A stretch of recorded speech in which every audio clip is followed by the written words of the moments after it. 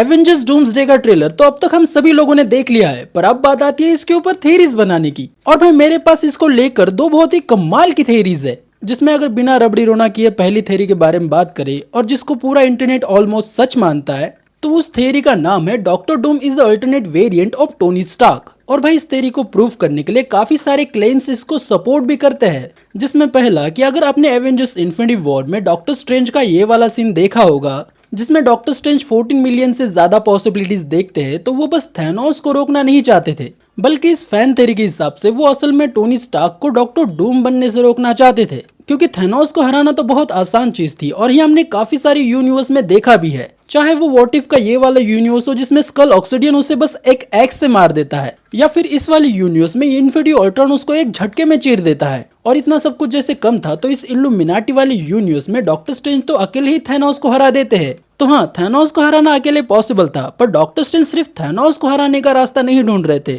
बल्कि वो Tony Stark को डॉक्टर डूम बनने से रोकने की कोशिश कर रहे थे। क्योंकि इस सीन में उन्होंने जितनी भी पॉसिबिलिटीज देखी थी, उनमें से काफी सारी पॉसिबिलिटीज में वो थैनोस से काफी आराम से जीत गए थे, पर हर फ्यूचर पॉसिबिलिटी के एंड में टोनी स्टार्क कैसे न कैसे करके डॉक्टर डूम बन जाता था। और डॉक्टर स्ट्रेंज को पता चल गया था कि थैनोस से तो भी एक बार यूनिवर्स को बचाया जा सकता है, पर अगर अपना टोनी स्टार्क कहीं डॉक्टर डूम बन गया तो सिर्फ यूनिवर्स नहीं, पूरा मल्टीवर्स खतरे में आ जाएगा। उन्होंने जितनी भी पॉसिबिलिटीज देखी, उनको हर पॉसिबिलिटी में थैनोस से ज्यादा टोनी यूनिवर्स के लिए खतरा लगा, और इसी वजह से उन्होंने एवेंजर्स इन्फिनिटी वॉर में थैनोस को टाइम स्टोन देकर टोनी का भरोसा जीता, ताकि एंड गेम में जब एक सही टाइम और एक सही समय आए तो वो टोनी को सैक्रिफाइस कर पाए। और उन्होंने एवेंजर्स एंड गेम में ये किया भी, उन्होंने टोनी को सैक्रिफाइस कर दिया और यूनिवर्स को बचा लिया। पर ये उनकी सबसे बड़ी गलती थी, क्योंकि उनको लगा था कि उन्होंने डूम को रोक लिया, पर वो एक बात भूल गए थे कि डूम को रोकना इम्पॉसिबल है। क्योंकि भाई डूम कोई नॉर्मल इंसान नहीं है, बल्कि ये बंदा गॉड कॉम्प्लेक्स लेके घूमता है। मतलब उसको लगता है कि यूनिवर्स को अगर कोई बचा सकता है तो वो सिर्फ और सिर्फ वो खुद है। पर डॉक्टर स्ट्रेंज की ये सारी प्लानिंग वेस्ट हो गई, क्योंकि डूम अपने यूनिवर्स में नहीं बल्कि किसी और यूनिवर्स में ही क्रिएट हो गया। तो हाँ, इस थ्योरी के हिसाब से डॉक्टर डूम कोई और नहीं बल्कि अपनी टोनी स्टार्क का ही एक अल्टरनेट वेरिएंट है, जो कि अब बदला लेने आ रहा है। और वो किस चीज का बदला लेना चाहता है वो आपको इस पोस्टर से पता चलेगा, क्योंकि इस पोस्टर के सामने डूम खड़ा है जो कि बहुत ही ज्यादा उदास है। और इस पोस्टर को अगर हम ध्यान से देखें तो ऊपर एक लेडी और उसका बच्चा है, जो कि मोस्ट प्रोबेबली अपने डॉक्टर स्ट्रेंज की वाइफ और उसका बेटा होगा, जो कि एवेंजर्स के टाइम ट्रेवल और लोकी की मल्टीवर्स को फ्रीडम देने की वजह से मारा गया होगा। और जब डॉक्टर डूम को ये बात पता चली कि उसके बच्चे और बीबी की मौत का जिम्मेदार असल में एवेंजर्स और लोकी है, तो वो उनके पीछे पड़ गया। और फिर इसी वजह से उसको मल्टीवर्स के बारे में पता चला, एंकर बीइंग्स के बारे में पता चला और लोकी की पावर्स के बारे में पता चला।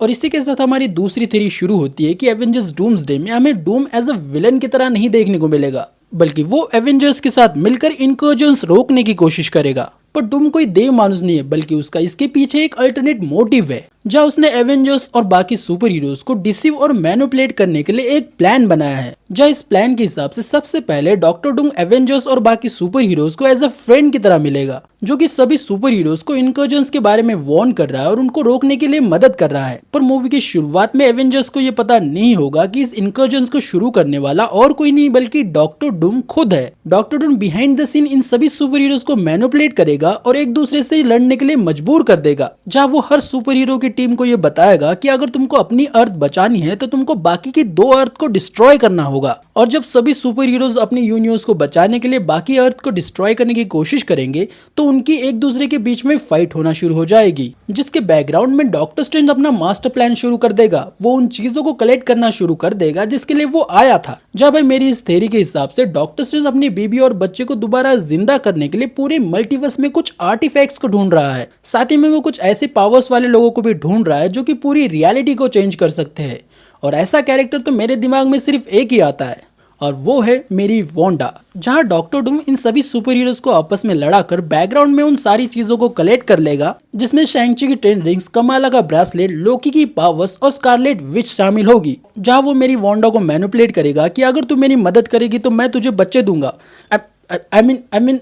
उसके खुद के बच्चे देगा किसी और रियलिटी से लाकर, जिसके बाद वांडा डॉक्टर डूम की मदद करना शुरू कर देगी और ये सब कुछ हो ही रहा होगा और डॉक्टर डूम का प्लान ऑलमोस्ट सक्सेसफुल हो ही चुका होगा और वो अपनी पूरी पावर्स का यूज करके डॉक्टर डूम पर अटैक करना शुरू कर देगा। पर तब तक बहुत ज्यादा देर हो चुकी होगी। सभी एवेंजर्स और सभी सुपर हीरोज को रियलाइज होगा कि डॉक्टर डूम ने उसको मैनिपुलेट किया है और वो सभी डॉक्टर डूम पर अटैक करना शुरू कर देंगे, पर उनके अटैक्स कोई काम ही नहीं करेंगे और तभी उन सब लोगों को पता चलेगा कि डॉक्टर डूम असल में उन सबको मैनिपुलेट कर रहा था और बस अपना काम निकालने के लिए यूज कर रहा था। पर तब तक बहुत ज्यादा देर हो चुकी होगी। डॉक्टर डूम पूरे प्लैनेट्स को डिस्ट्रॉय कर देगा और इन प्लैनेट्स के टुकड़ों को जोड़कर अपने लिए एक नया यूनिवर्स बनाएगा और इस यूनिवर्स को वो नाम देगा द बैटल वर्ल्ड, जिसका रूलर होगा द गॉड एम्परर डूम और उसकी रानी होगी द स्कारलेट विच। पूरा यूनिवर्स बदल जाएगा, सभी सुपर हीरोज अपनी मेमोरी खो देंगे और ऐसे शुरुआत होगी एवेंजर्स सीक्रेट वॉर्स की। बाकी ये थी वो दो थेरीज जिसके काफी सारे चांसेस है कि ये सक्सेसफुल हो जाए, पर आप अपनी थेरीज कमेंट्स में बताना। मेरा नाम है वीके, मिलता हूँ जल्दी एक नए वीडियो में, तब तक के लिए जय हिंद एंड वंदे मातरम।